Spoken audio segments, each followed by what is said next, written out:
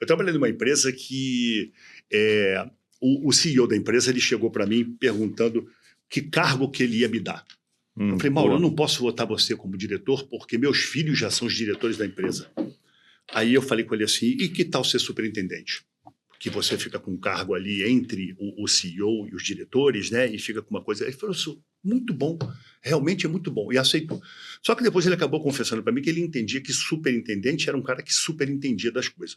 E não tem nada a ver uma coisa com a outra, né? Então, por que eu falei isso? Pela questão da palavra assertividade. Muita gente pensa que assertividade é agir de forma certa, é fazer a coisa certa. E não é. É fazer a coisa de forma firme, de forma direta, sem constrangimento com ninguém. Não tem nada a ver com fazer o certo ou o errado. Entendi. E olhando agora de forma prática, como é que você tem visto, como é que se implanta essa felicidade? Vamos fazer flores, músicas na entrada, alegria, presentinho? Posso falar só um pouquinho sobre uma pesquisa do TED Talks? Falar o que você quiser. O TED Talks é um aplicativo de palestras americano que é muito famoso e que você consegue ter diversos temas ali dentro. Você faz praticamente uma faculdade ali dentro se você quiser aprender o que você quiser. O TED Talks tem uma palestra sobre felicidade onde ele fala, um dos diretores de uma pesquisa de Harvard fala, e ele diz que ele é o 4º diretor que já existiu nessa pesquisa. E não é o 4º porque foi saindo, foi sendo substituído, é o 4º porque o primeiro já tinha talvez até morrido, e aí o segundo, o terceiro, assim, foi um seguindo a carreira do outro. Então essa pesquisa estava no 4º diretor. Uma pesquisa que se iniciou em 1938 e seguiu até agora. Tá? Ela veio seguindo, então é uma pesquisa feita com as mesmas pessoas por mais de 80 anos. Muitas dessas pessoas já morreram. 1938, muitas delas já morreram.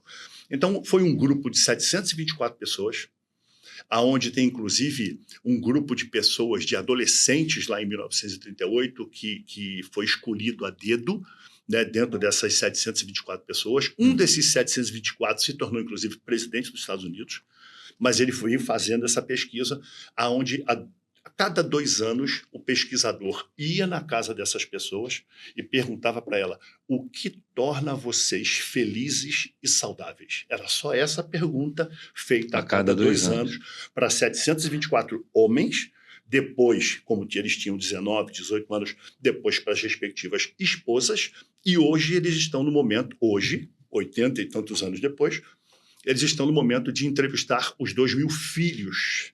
Mais de 2.000 ainda filhos, o mesmo grupo. O mesmo grupo ainda. Então eles perguntavam, o que torna vocês felizes e saudáveis? E a resposta veio se evoluindo para uma resposta só, que é cultivar relacionamentos saudáveis. É verdade. E aí, se a vida tem 1/3 dormindo, 1/3 da vida para muita coisa, né? Para o social, para a igreja, para a educação, para a família, e 1/3 trabalhando. Por que eu posso ser feliz aqui e não posso ser feliz para o trabalho? O que falta para implantar? Por que eu não posso fazer muita coisa que eu faço para a minha felicidade, ser colocado uma pitada corporativa disso e transformar a minha empresa num órgão feliz? Verdade. Excelente pergunta, né? Excelente pergunta. Você me lembrou agora, eu aprendi isso muito novo, mas até chama Aurélio, um grande amigo que eu trabalhei com ele, mora em Resende. Quem sabe um dia ele vai estar vendo isso aí, vai lembrar aí, grande Aurélio. E a gente trabalhava todo mundo numa salinha, né? Eu fazia, a gente manufaturava máquina e tal, ficava basicamente o dia todo naquela salinha. E aí eu estava chateado, acho que era alguma coisa, era uma namorada que eu tinha terminado, alguma coisa. Aí um dia ele veio falar, eu estava emborrecido, ele olhou para mim, nunca esqueci, ele falou assim, mas o que você tem? Eu falei, não estou a fim de falar. Ele falou assim, não, você tem que falar. Aí ele falou assim, você passa a maior parte da sua vida comigo, é para mim que você tem que falar. E ele era engraçado, eu nunca esqueci, até hoje eu lembro disso e você tem razão, né? E conta pra gente um pouquinho então, como é que você vê a implementação disso hoje aí nas empresas? Bem, vamos lá. Como eu disse antes, né? São 4 etapas preparatórias e mais 4 de implantação. Óbvio que as preparatórias elas são comuns a qualquer tamanho de empresa, a qualquer empresa, mas também tem muita coisa que pode ser feita para o modelo de cada um. A primeira delas, que é uma ação preparatória, é a questão do diagnóstico organizacional. eu preciso fazer uma pesquisa, contratar uma empresa idônea para fazer uma pesquisa de satisfação, onde essa pesquisa possa me mostrar como é que está o meu ambiente organizacional. Né? Eu preciso levantar dores e desejos dos meus empregados para saber onde eu preciso atacar. Isso vai doer muito, né? Muitas vezes vai doer, muita coisa tem que ser filtrada, porque também tem muita gente que fala que não deve. Tem que saber filtrar essas coisas. Mas, assim, tem que ser feito por uma empresa idônea. Eu tenho que medir os meus KPIs, tenho que fazer entrevistas com grupos focais. Essas entrevistas precisa fazer com que ela seja uma coisa toda casada, para que isso funcione, para eu poder saber como é que a minha empresa está e o que eu preciso fazer para poder analisar aquilo e ir para a segunda etapa. Não pode ser... Eu estava ontem conversando com uma pessoa, onde eu estava comentando sobre isso, sobre esse podcast hoje, e ele falou assim, na minha empresa, todo final de ano, eu recebo um link de uma pesquisa de satisfação, onde eu tenho que responder e a empresa vai distribuir bônus com base no resultado dessa pesquisa de satisfação. Dá vontade de dar uma cabeçada aqui, né? Cara, isso quando normalmente o nome é pesquisa de clima, né? A pesquisa de clima organizacional, né? Horroroso, inclusive. Né? Assim, é uma coisa que beira a imbecilidade. Sim. Me desculpe a sinceridade, mas uma empresa que faz isso, ela está enganando a empresa, porque aqui o que vai ser dito ali não serve de nada, e o empregado vai se fingir de contente, porque eu vou mentir pra cacete aqui para poder ganhar um bônus lá na frente. E aí o resultado sai bonito. A minha pesquisa é essa aqui, ó. Minha pesquisa, meu clima está maravilhoso. E não tem nada de maravilhoso.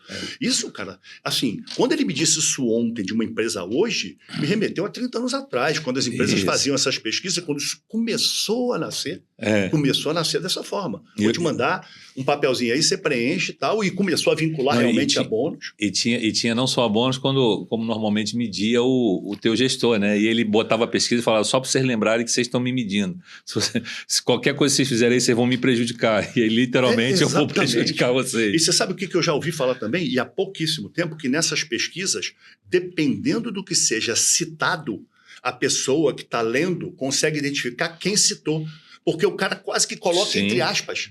Você não consegue sumarizar aquilo e colocar palavras parecidas do que o cara disse, não. Você diz ipsilíteres o que ele disse, e aí fica fácil, cara. Quem reclamou disso aqui foi o fulano. E aí começa a perseguição em cima do cara, porque o cara falou muitas vezes uma verdade. Né? Então, é complicado isso dessa forma, né? É complicado. Mas vamos voltar aí na implementação, aí você estava falando... Vamos lá. Segunda coisa, a definição de propósito e cultura.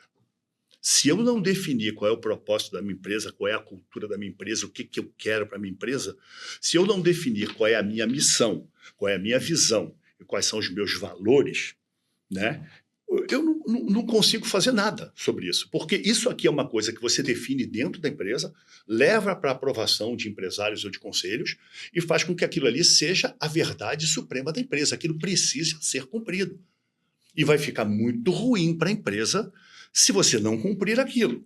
E aí, o que eu fiz essa semana passada, quando eu vi o que aconteceu com a Ultrafarma e com a Fast Shop, né? Fast Shop. A Fast Shop eu não sei, eu soube da Ultrafarma, né? Fast Shop também teve um diretor estatutário que foram presos, inclusive, né? E o CEO da Ultrafarma foi preso também. E assim, eu fui olhar qual é a identidade dessas empresas.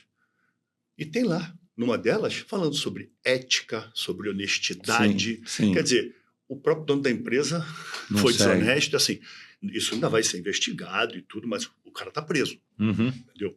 Então, é uma coisa que...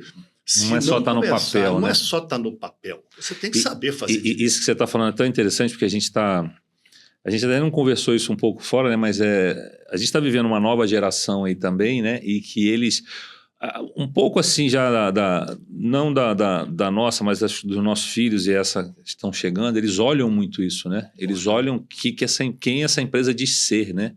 Eles escolhem um pouco a empresa ou pensam em querer estar numa empresa pelo que ela também se diz ser, né? Sim, pelo que ela se diz ser. A história de cultura tem sido cada vez mais levantada. É muito bom para a empresa e para o empregado, quando entra, ele querer olhar isso. Agora, isso precisa ser bem feito. Isso precisa ser feito com um brainstorming, com lideranças-chave, botar todo mundo preso numa sala, num brainstorm, transformar aquilo num mapa mental de qual é a minha identidade, qual é a minha missão, né? O que eu sou, qual é o meu propósito como empresa, o que eu sou. E você tem que, para definir sua missão, você tem que fugir um pouco da caixinha. Não adianta você falar assim, ser referência, isso, aquilo, entendeu? Ser a empresa assim. Por exemplo, a Azul, linhas aéreas. A missão da Azul é conectar pessoas, é promover encontros. Sim. Entendeu? Não é fazer o voo de forma segura, sim, de forma... O conceito entendeu? de propósito, ele é um negócio que veio e faz muito sentido. E né? você tem que fugir um pouco da casinha. Né? E aí você vai para a missão. O que eu quero ser? É a sua questão de futuro. Aí você pensa numa empresa assim, eu quero ser um hospital que faz cirurgia cardíaca. Ser referência, eu estou dando o que eu escreveria, né? Ser referência em cirurgias cardíacas conforme a Organização Mundial de Saúde até 2030. Se chegou em 2028 e eu sei que eu não vou chegar, altera a minha missão. Não adianta você querer fazer. E também só escrever ser referência em cirurgia cardíaca, até quando? Até o ano 3000? Tudo bem, eu posso chegar lá em 3000 e ser uma referência, mas então você precisa, na hora da sua visão, definir o seu objetivo mais um prazo. Boa. Objetivo mais prazo virou meta. Entendeu? Então tem as duas coisas. E a questão dos princípios. Aí sim é que você vai ter os seus valores, suas crenças totalmente alinhadas à questão da felicidade. E você vai escrever o que você quiser ali sobre a questão de liderança assertiva, sobre liderança humanizada, sobre uma série de questões que vão determinar a sua identidade corporativa. E aí, Mauro? Tudo está no planejamento, nas 4 etapas do planejamento aí.